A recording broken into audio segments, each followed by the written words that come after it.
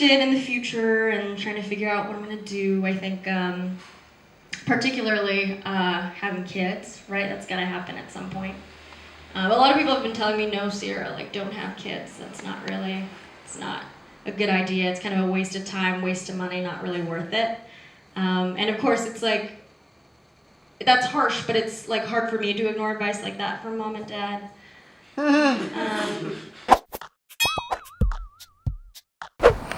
Hey guys, it's me, Sierra. I am actually back in my hometown for the weekend doing a comedy show, but also I wanted to just say hi to my parents. I miss them. And I know what I think is funny, but I figured this was a good opportunity to see what my mom thinks is funny. So let's find out.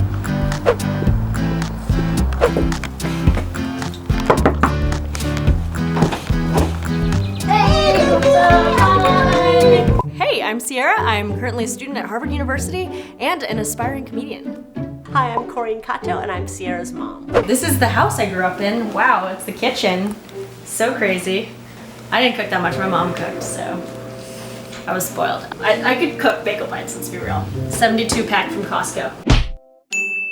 One time when I was like this tall, I was walking like this, and you could only see the top of my head on this counter, and my sister thought there was a rat on the counter, and she screamed. But it was just my head, so it was okay. I love my mom. She's a big part of, obviously, my life, but also my comedy. I think she has always been supportive. She also has a sense of humor, so a lot of times, like, I feel like sometimes I'm at my funniest when I'm with my mom, because we can just, like, banter back and forth. Hey, Mom! Hi. I'm back. Yay. I don't know. How have you been? I've been good. Mm-hmm. You know, same old thing. What do you think of me doing stand-up now that I'm almost graduated? Well, it's okay. It's exciting. I'm excited for you, you know? Yeah.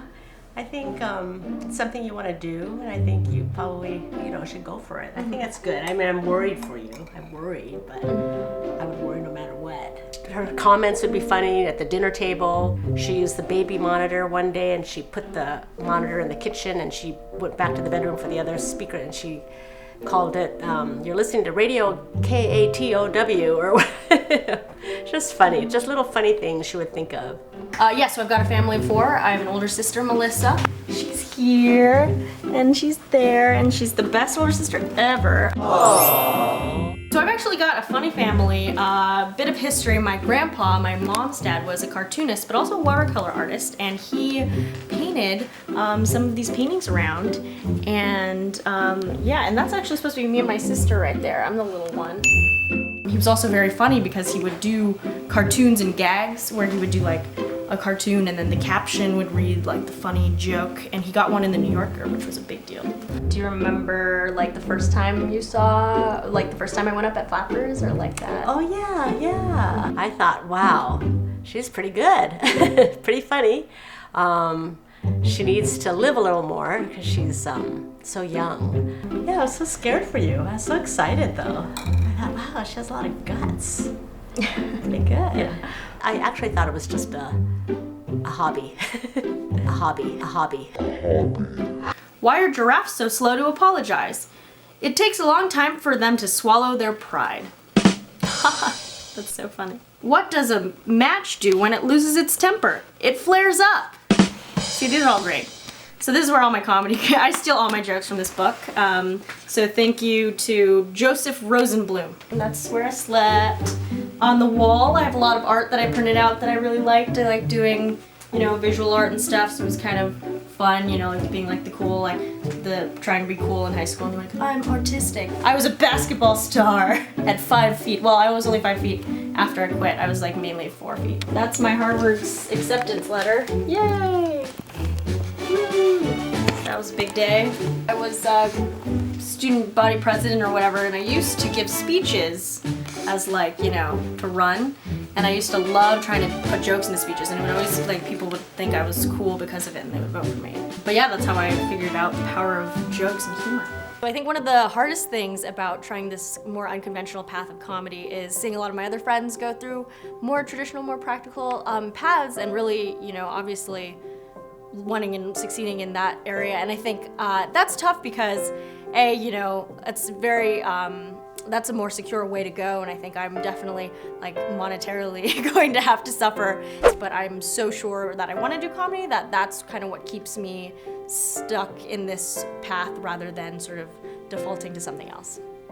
You know, then I realized, oh, I guess she's really wants to do this, and then you explained it to me and all that, you know. So when you said, well, what did you tell me? You said, oh, I already know I could do something make a living doing something I don't love. I want to try making a living doing something I love, right? So I thought, oh, that's a nice. Oh, really? I don't remember saying that. Okay, yeah, sure. That sounds good. Yeah, yeah, I agree. Oh, that's right. Yeah, that's really good for you, you know. But so, what do you think is like funny, or what stuff do you watch think is funny? you know what I like now is that sitcom, the Carmichaels. Oh, right, the Carmichaels. I really like yeah, that. that's super funny. I like Dr. Ken.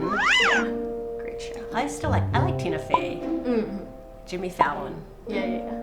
So you know how you always you always send me text messages with joke ideas, Yeah. which are like great. Actually, well, the one recently that you're talking about was pretty good. They're like, did you ever use that one? I was like, oh, I haven't talked about that joke in a while, but I have this joke, the joke where I'm like, you know, somebody told me recently to I should try wearing like a thong. But that's like, I don't even brush my teeth. I mean, I don't even floss my teeth. So yeah, or something like that. And then you're ready to say, like, oh, you should say, what were you suggesting? Oh, you should say, oh, I can't tell that joke to my dad.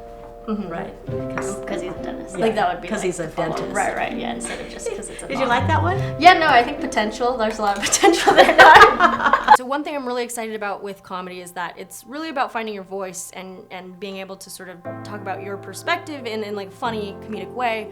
And I'm pretty young and I'm still new, so I haven't yet figured out what my voice is. I'm very excited to really put 100% into it and find out. So, piece of advice, you know what I would think of, you know, just, I want to say follow your dreams, but that's a little bit, you're already doing that.